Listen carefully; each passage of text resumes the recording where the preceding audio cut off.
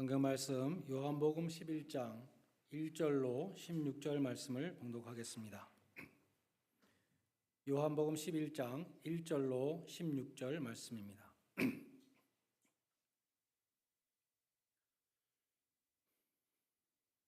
어떤 병자가 있으니 이는 마리아와 그 자매 마르다의 마을 베다니에 사는 나사로라.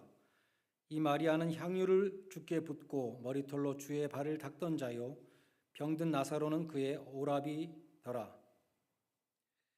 이에 그 누이들이 예수께 사람을 보내어 이르되 주여 보시옵소서, 사랑하시는 자가 병들었나이다 하니 예수께서 들으시고 이르시되 이 병은 죽을 병이 아니라 하나님의 영광을 위함이요 하나님의 아들이 이로 말미암아 영광을 받게 하려 함이라 하시더라.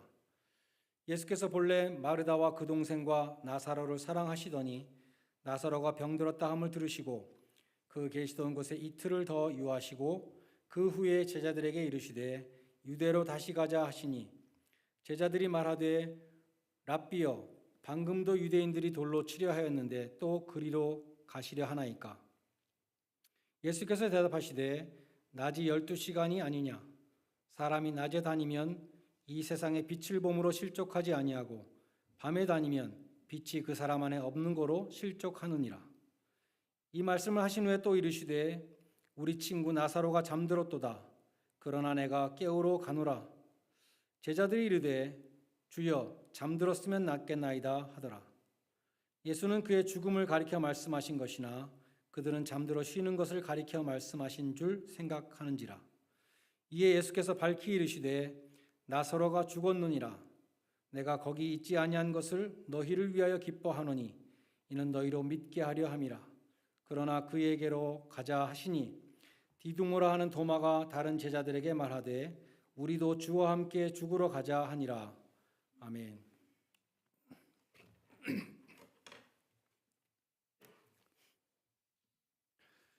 우리는 누가복음 10장에 나오는 마리아와 마르다의 기사를 잘 알고 있습니다. 거기 보면 마르다는 예수님을 대접하기 위해서 열심히 분주하게 움직이는 사람으로 나오고, 마리아는 예수님의 발 앞에 앉아서 말씀을 경청하는 사람으로 나옵니다. 그리고 요한복음 12장에 보면 마리아는 예수님께 귀한 향유를 부어드렸습니다. 오늘날로 말하면 이 자매는 봉사도 열심히 하고 또 말씀을 사모하며 예배를 사랑하는 그러한 여인들이었습니다. 오늘 본문은 그 마리아와 마르다 가정에 일어난 일인데 우리를 당황하게 하는 의문점들이 몇 가지가 있습니다. 첫째로 1절은 마리아와 마르다의 형제인 나사로가 병들었다 이렇게 말씀합니다. 인생살이에 많은 어려움이 있지만 가족이 중한 병에 걸리는 것만큼 또 힘든 시련도 없습니다. 그처럼 주님께 열심히 봉사하고 말씀을 사모하며 가장 귀한 것으로 주님 앞에 드렸던 이 자매였는데도 불구하고 그 오라비가 죽을 병에 걸린 것입니다. 더구나 3절에 보면 나사로는 주님이 사랑하시는 자라고 하였습니다. 5절에도 예수께서 마르다와 마리아와 나사로를 사랑하셨다라고 기록되어 있습니다. 우리 생각에는 주님이 그처럼 각별히 사랑하시는 사람들에게 이런 어려움이 닥친다, 젊은 사람이 죽을 병에 걸렸다, 이런 것은 잘 이해가 되지 않습니다.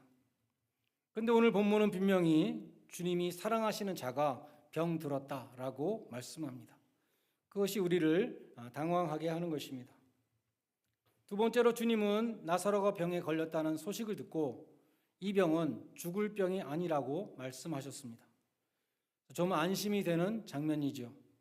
주님이 사랑하시는 자가 병에 걸렸다고 하니까, 죽을 병에 걸렸다고 하니까 마음의 시험에 들려고 했는데 죽을 병은 아니라고 하시니까 다시 이제 안심이 되는 것입니다. 그런데 어떻게 되었습니까? 나사로가 죽었습니다. 그럼 예수님은 틀린 것입니까? 우리는 주님이 나중에 나사로 다시 살려셨다는 것을 다 알고 있기 때문에 전혀 당황하지 않습니다. 그러나 당시에 마르다나 마리아나 예수님의 제자들은 나사로가 다시 살아날 것이라고 전혀 상상을 못하고 있는 상황이었습니다. 주님이 분명히 죽을 병이라고 말씀하셨는데, 죽지 않을 병이라고 말씀하셨는데 나사로가 죽은 것입니다. 얼마나 당황스러웠겠습니까? 주님께 대한 믿음이 아마도 송두리째 흔들렸을 것 같습니다. 오늘 본문에는 또 당황스러운 것이 또 한 가지 있습니다. 15절에 보면 주님이 나사로가 죽었다고 말씀하시면서 기뻐한다 이렇게 말씀하십니다. 내가 그 자리에 없었던 것을 기뻐한다. 지금 마리아와 마르다는 슬픔에 잠겨 있는데 주님은 내가 나사로가 죽는 그 자리에 없었던 것을 기뻐한다 이렇게 말씀하십니다. 이 말씀도 우리를 당황하게 만드는 것입니다. 그래서 오늘은 이 세 가지, 어떻게 주님이 사랑하시는 자가 죽을 병에 걸릴 수가 있는가, 또 주님이 죽지 않는다고 했는데 왜 죽었는가, 그리고 주님은 사랑하시는 자가 죽었는데 어떻게 기뻐한다고 말씀하시는가, 세 가지 의문점을 하나씩 생각해 보겠습니다. 첫째로, 주님이 사랑하시는 자가 죽을 병에 걸릴 수 있습니까? 우리 생각에는 그러면 안 될 것 같습니다. 그러나 성경은 하나님의 생각은 우리 생각과 크게 다르다라고 말씀합니다. 이사야서 55장 8절로 9절에 보면 여호와의 말씀에 내 생각은 너희 생각과 다르며 내 길은 너희 길과 달라서 하늘이 땅보다 높음 같이 내 길은 너희 길보다 높으며 내 생각은 너희 생각보다 높다라고 말씀합니다.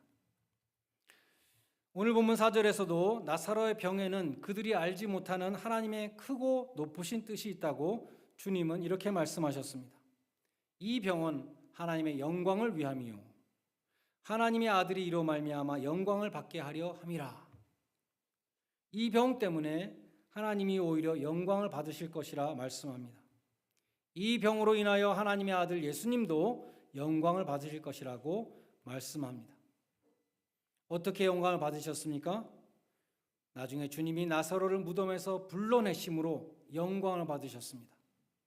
그것을 본 많은 유대인들이 믿었다고 45절은 말씀합니다. 이 표적이 성경에 기록됨으로 말미암아 오고 오는 세대에 2000년 동안 많은 사람들이 부활의 소망을 갖게 되었습니다.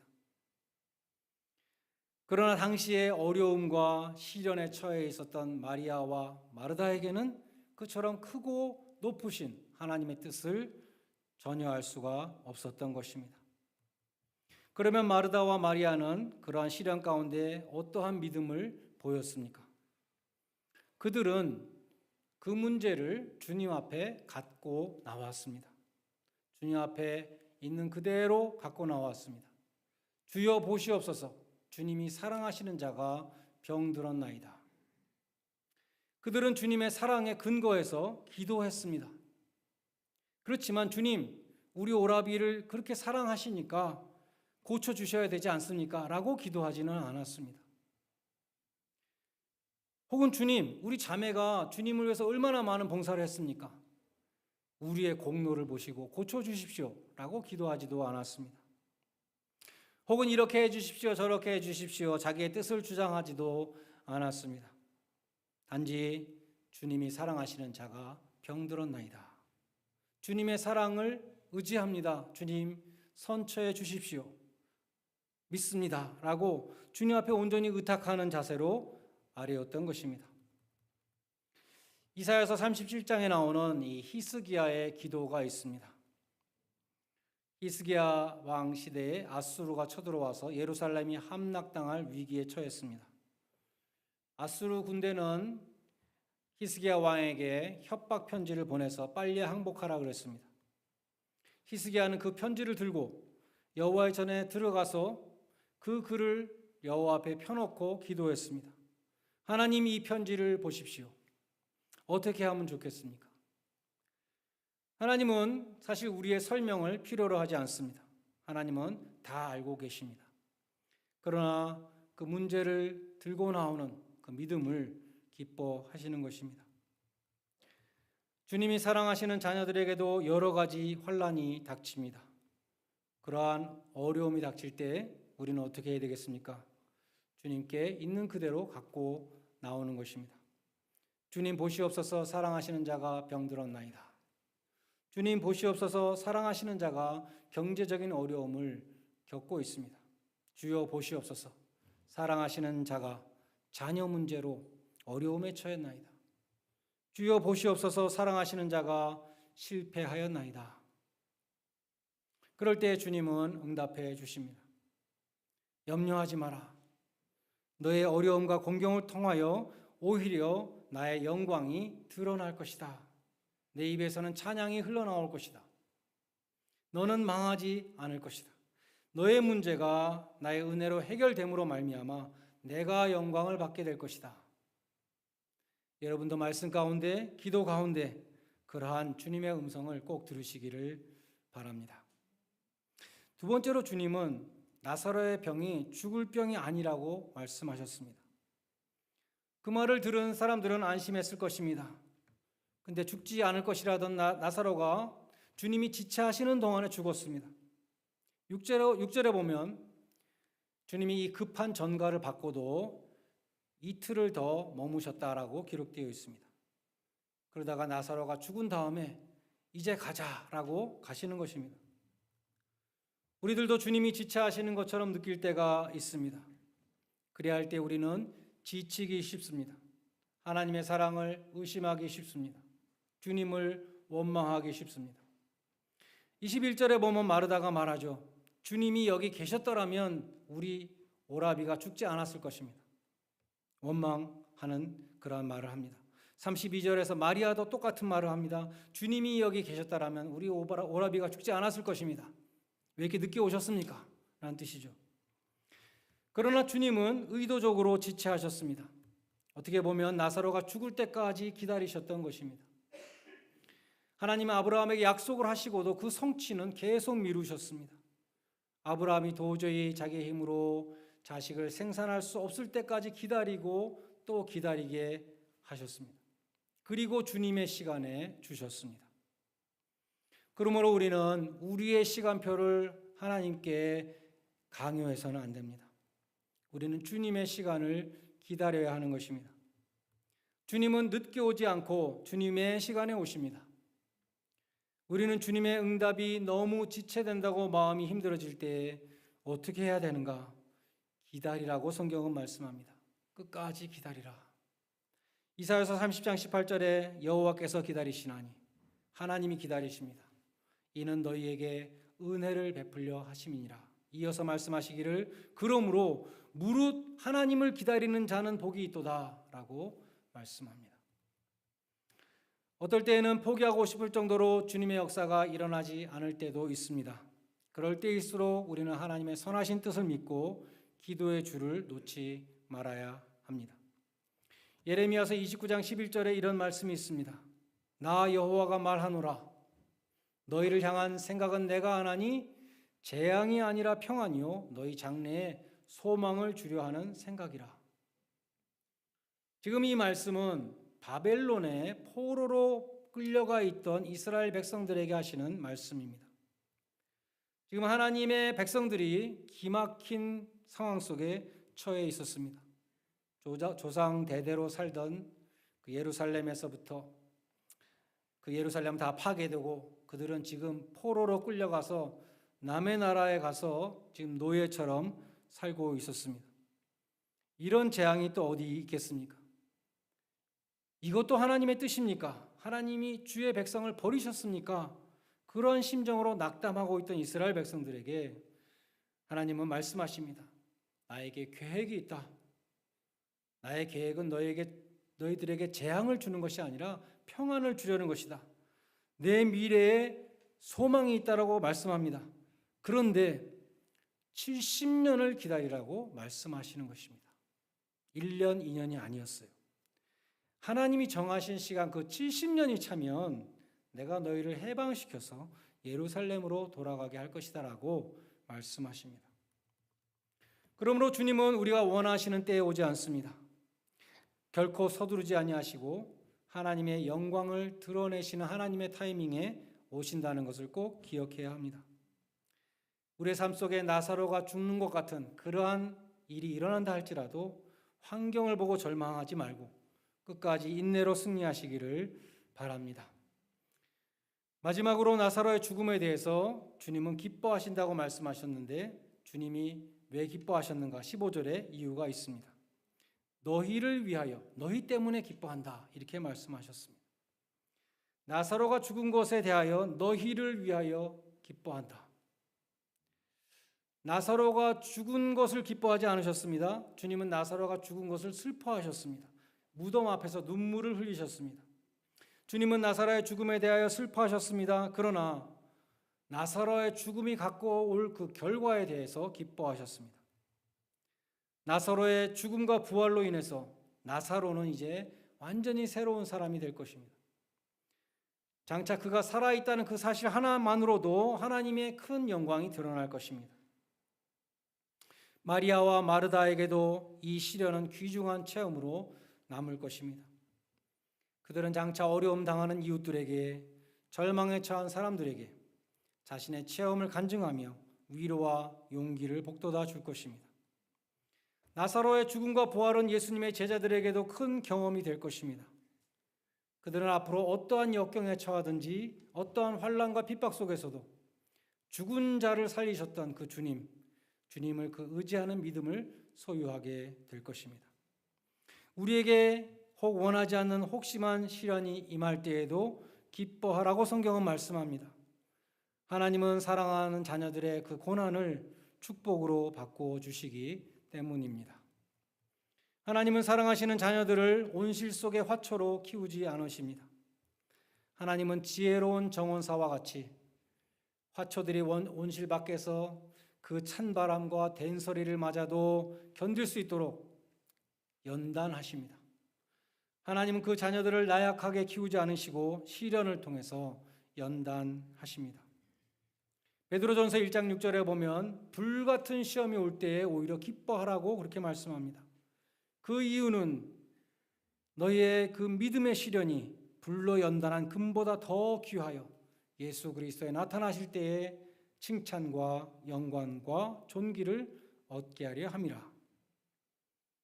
금은 용광로에서 이렇게 재련이 돼서 순금이 되죠. 순금은 굉장히 귀한 것입니다.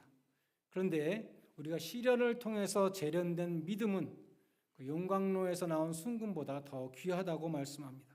왜 그런가 하면 금으로는 하늘나라에 들어갈 수 없지만 시련을 통과한 이 순결한 믿음을 통해서 우리는 영원한 천국을 소유하게 되기 때문입니다.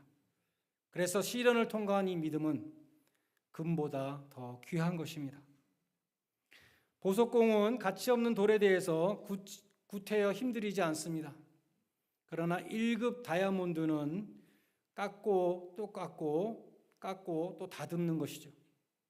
하나님이 특별히 사랑하시는 사람은 하나님이 장차 크게 쓰실 사람 계속해서 다듬고 또 다듬으십니다. 많이 사랑하시는 자에게는 역설적으로 많은 고난을 주십니다. 특별히 사랑하시는 자에게는 특별한 시련을 주십니다. 귀한 나무일수록 좋은 열매를 많이 맺도록 계속 가지를 치신다고 예수님도 말씀하셨습니다. 하나님이 나를 많이 다루신다면 나를 정말 사랑하시는구나 라고 그 증거로 받아야 됩니다. 너희들이 아무리 죄를 지어도 하나님이 전혀 상관하지 않는다면 너희는 버린 자식이다, 사생하다. 히브리서 12장 8절은 말씀합니다. 지금 혹시 고난을 당하고 계신 분이 있습니까? 하나님이 여러분을 받으시고 사랑하시는 증거입니다. 고난 당할 때 우리는 십자가를 바라봐야 됩니다. 주님의 십자가의 고난이 얼마나 큰 하나님의 구원을 이루었고 얼마나 하나님의 영광을 드러냈는가 우리는 생각해야 합니다. 고난 속에서 선하신 뜻을 이루시는 주님을 찬양하고 기뻐하시기 바랍니다. 나의 시련을 통해서 하나님의 영광 드러나길 원합니다. 그렇게 기도하시기 바랍니다. 나의 힘든 상황을 통해서 주님의 영광만이 드러나게 해 주십시오. 주님의 선하신 목적과 뜻이 이루어지게 해 주십시오라고 간구하시기 바랍니다. 주님의 응답을 기다려도 계속 지체되는 것 같을 때에는 하나님의 정하신 시간을 기다리며 인내하시기 바랍니다. 불같은 시험으로 우리의 믿음을 정금보다 더 귀하게 연단하시는 그 주님의 은혜를 기뻐하며 감사하시기 바랍니다. 그리할 때에 죽은 나사로를 살리신 주님께서 하나님의 영광을 드러내시는 놀라운 구원의 역사가 우리 삶 가운데 충만히 드러나기를 주님의 이름으로 간절히 축원드립니다. 기도하시겠습니다. 주님, 저희를 끝까지 사랑하심을 믿습니다.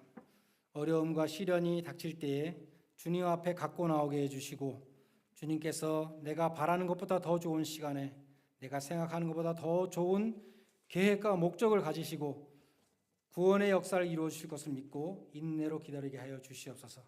하나님의 영광을 체험할 수 있는, 그래야 주님을 찬양하는 복된 백성들이 되게 하여 주시옵소서. 예수님의 이름으로 기도드리옵나이다. 아멘. 찬송가